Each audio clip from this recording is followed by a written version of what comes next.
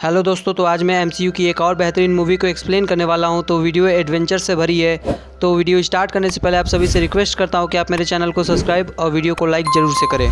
तो मूवी की स्टार्ट में हमें हॉकाय नज़र आता है, जो कि एवेंजर्स का एक इम्पॉर्टेंट मेंबर है। हॉकाय ने पहले एक कानून तोड़ा था, जिसकी वजह से उसे हाउस अरेस्ट की सज़ा मिली थी और वो घर पर ही कैद हो गया था। इधर हॉकाय अपने फैमिली के साथ था और उधर एवेंजर्स थैनोस से लड़ाई कर रहे थे। थैनोस ने सभी स्टोन को लगाकर एक चुटकी बजाई, जिसकी वजह से दुनिया की आधी पॉपुलेशन गायब हो गई और जिसमें हॉकाय की फैमिली भी थी। हॉकाय को कुछ नहीं पता था कि उसकी फैमिली कहाँ गई, और जब उसको पता चला तो वो गुस्से से पागल होने लगा और उसने कसम खा ली कि वो दुनिया के सारे बुरे लोगों को मार देगा। इसलिए हॉकाय अपनी पहचान छोड़कर रॉनिन बन गया, जो बुरे लोगों को मारता था।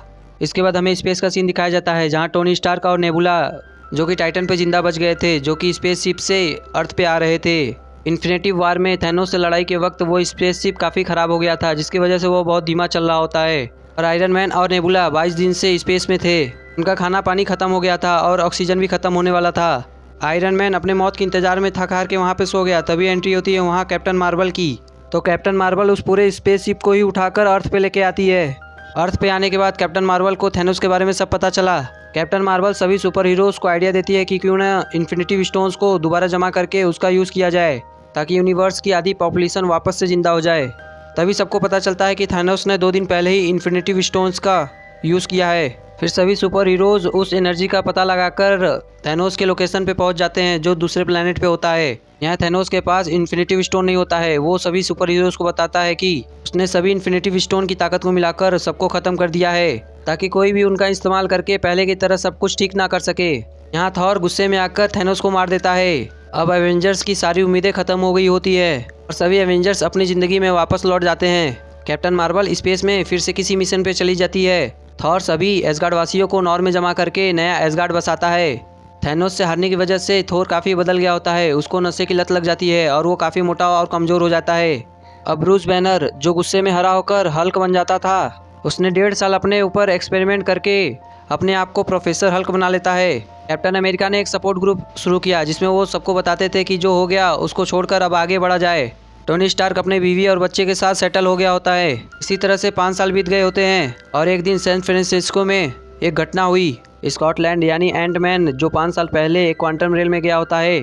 एंटमैन क्वांटम रेल में एक एक्सपेरिमेंट के चलते गया होता है और इससे पहले वो बाहर आता, थैनोस की चुटकी से उसके दोस्त धूल बन गए और एंटमैन वही फंस गया होता है। और अब एक चूहे ने उस मशीन को गलती से ऑन कर दिया होता है, जिसकी वजह से स्कॉटलैंड यानी एंटमैन बाहर आ जाता है। और वहाँ से निकलने के बाद एंटमैन को पता चलता है कि दुनिया की आधी पॉपुलेशन ख़त्म हो चुकी है।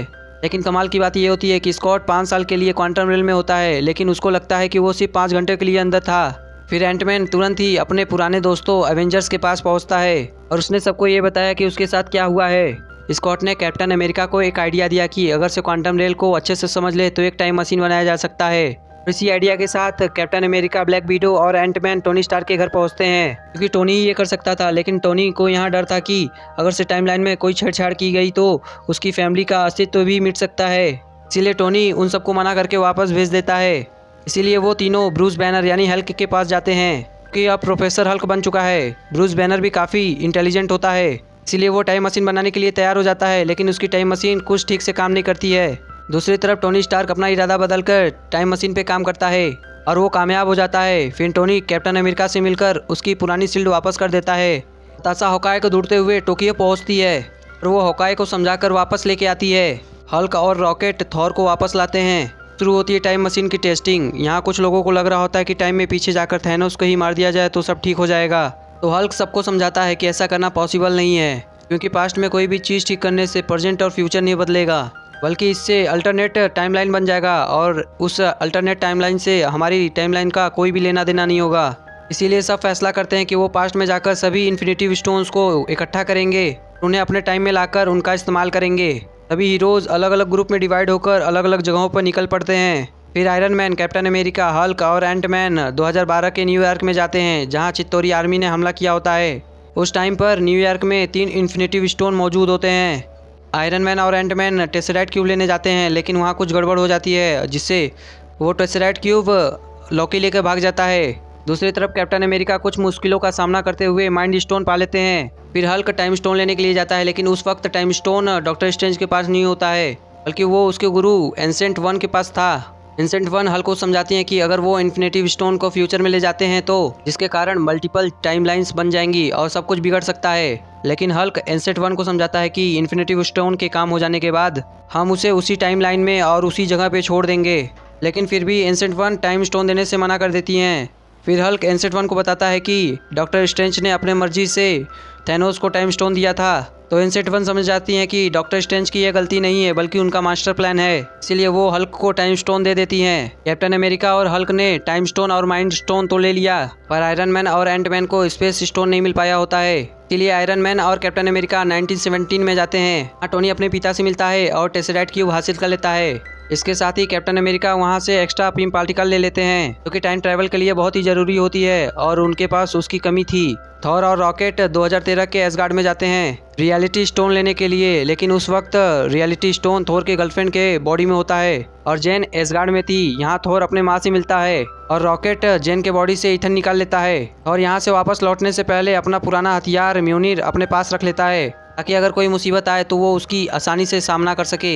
हॉकाय और ब्लैक विडो 2014 के वारमेट प्लेनेट पे जाते हैं सोल स्टोन लेने के लिए। सोल स्टोन पाने के लिए किसी अपने की कुर्बानी देनी पड़ती है जिससे आप बहुत प्यार करते हो। नताशा और हॉकाय एक अच्छे दोस्त होते हैं। वो जानते थे कि अगर दोनों में से कोई भी एक कुर्बानी देगा तो दूसरे को सोल स्टोन मिल जाएगा, इसीलिए वो दोनों ही अपनी जान देने के लिए तैयार हो जाते हैं। लेकिन आखिरी में ब्लैक विडो अपनी कुर्बानी देती है और हॉकाय को सोल स्टोन मिल जाता है।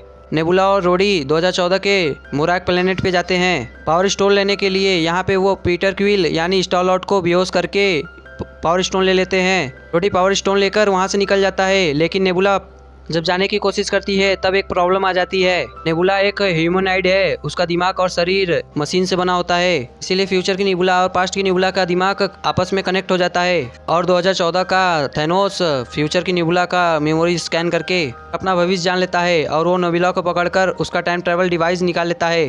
थैनोस अपने साथियों की मदद से उस टाइम ट्रैवल के डिवाइस को इस तरह से मॉडिफाई करवाता है कि वो सब भविष्य में जा सके। फिर पास्ट वाली नेबुला फ्यूचर में जाती है ताकि वो थैनोस के शिप के लिए रास्ता खोल सके। इसी दौरान सभी हीरोज सभी इन्फिनिटी स्टोन को एक नए हाथ में फिट करते हैं जिसे आयरन मैन ने बनाया था। हल्क उस हाथ को पहनने का फैसला करता है क्योंकि उसके रेडिएशन को सिर्फ हल्क ही बर्दाश्त कर सकता है। फिर जब हल्क उस हाथ को पहनता है तो उसकी हालत बहुत ख़राब होने लगती है। फिर भी हल्क इस हालत में चुटकी बजा देता है और सभी धूल बने हुए लोगों को वापस ला लेता है। हल्क बहुत ही घायल होता है और वो इससे पहले संभल पाता थैनोस और उसकी आर्मी वहाँ पहुँच जाती है। वो तुरंत ही एवेंजर्स के हेडक्वार्टर पे हमला करके उसे बर्बाद कर देते हैं। अब थैनोस को काफ़ी गुस्सा आ गया था, इसीलिए वो तय करता है कि वो इन्फिनिटी स्टोन से सभी यूनिवर्स के लोगों को मिटा देगा और एक नया यूनिवर्स बनाएगा जहाँ के लोग उसकी पूजा करेंगे। फिर शुरू होती है वहाँ एक जोरदार लड़ाई। दूसरी तरफ 2014 की गमोरा फ्यूचर की नेबुला के साथ देती है और पास्ट वाली नेबुला मारी जाती है। थैनोस और उसके आर्मी के सामने सारे ही हीरोज कमजोर पड़ने लगते हैं। तभी उन हीरोज की एंट्री होती है जो 5 साल पहले धूल बनकर उड़ गए थे क्योंकि हल्क ने पहले ही चुटकी बजा दिया था। डॉक्टर स्ट्रेंज ने फ्यूचर देख लिया था, इसीलिए वो जानता था कि आखिरी युद्ध कहाँ होने वाला है। इसीलिए डॉक्टर स्ट्रेंज अपने जादू से सभी सुपर हीरोज़ को वहाँ ले आते हैं। फिर कैप्टन मार्वल भी एवेंजर्स का साथ देने के लिए वहाँ आती है। यहाँ थैनोस उस इन्फिनिटी स्टोन के हाथ को लेने की कोशिश करने लगता है और सभी सुपर हीरोज उसे रोकने की कोशिश करने लगते हैं, लेकिन फिर भी थैनोस को वो हाथ मिल जाता है। अब डॉक्टर स्ट्रेंज आयरन मैन को एक इशारा करता है जिससे आयरन मैन को ये समझ में आ जाता है कि यही एकलौता मौका है जिसमें थैनोस हारेगा। आयरन मैन थैनोस से सारे इन्फिनिटी स्टोन ले लेता है और अपने फुट में लगा लेता है और चुटकी बजा देता है जिससे थैनोस और उसकी आर्मी धूल बनकर उड़ जाती है। चुटकी बजाने से आयरन मैन भी काफ़ी घायल हो जाता है और वो मर जाता है। फिर टोनी स्टार्क का फ्यूनरल होता है जिसमें बहुत सारे सुपर हीरोज आते हैं। इसके बाद थोर वैल्करी को एसगार्ड सौंप कर गार्डियंस के साथ स्पेस में चला जाता है। फिर कैप्टन अमेरिका थोर का हथौड़ा लेकर और इन्फिनिटी स्टोन को लेकर पास्ट में चले जाते हैं, पर वो लौटते नहीं हैं क्योंकि बर्फ़ में जमने की वजह से वो अपने पुराने समय को जी नहीं पाए होते हैं, इसीलिए वो अपने समय को जीने के लिए वही रुक जाते हैं। जब कैप्टन अमेरिका ने सभी इन्फिनिटी स्टोन को उसकी जगह पे और थॉर के हथौड़े को उसकी जगह पे रख दिया तो उसके बाद उन्होंने अपनी लाइफ भी जी। फिर कैप्टन अमेरिका जब बूढ़े हो गए तो वो अपने मेन टाइमलाइन में वापस आते हैं और वो अपने दोस्त सैम विल्सन को अपनी शील्ड दे देते हैं ताकि सैम कैप्टन अमेरिका बनकर उनकी जगह संभाल सके। दोस्तों, इसी के साथ ये मूवी एंड होती है, तो कमेंट कर हमें ज़रूर बताएं कि आपको ये मूवी कैसी लगी।